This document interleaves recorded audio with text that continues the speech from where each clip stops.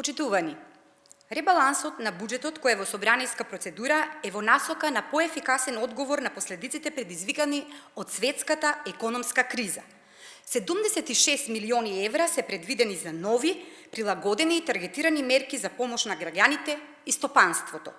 Со овој ребаланс зголемени се финансиските средства за плати и надоместоци и тоа на 526 милиони евра или 554,7 милиони денари, односно над 9 милиони евра повеќе во однос на буџетот, донесен пред 6 месеци.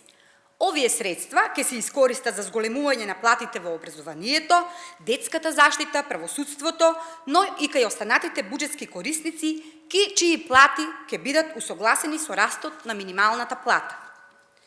Во време кога светските пазари се соочуваат со недостиг од храна, преку ребалансот одвојуваме дополнителни 50 милиони евра за поддршка на земјоделците и домашното земјоделско производство.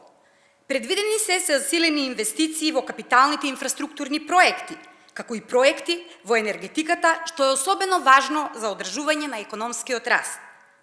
Ефикасните и навремени политики придонесоа денес да имаме стабилна економија и ликвиден буџет.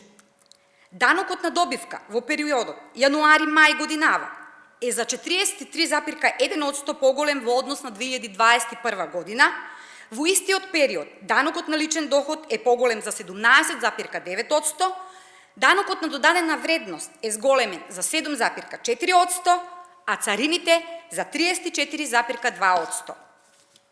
Истовремено, бележиме и пад на јавниот долг од 2,2% и пад на државниот долг од 1,9% поени во првиот квартал од оваа година. Овие успешни економски политики мора да продолжат и затоа е потребно овој ребаланс да биде усвоен од страна на пратениците во собранието. Како парламентарно мнозинство продолжува со реализација на законски измени што значат поголема поддршка за граѓаните и стопанството. Ви благодарам.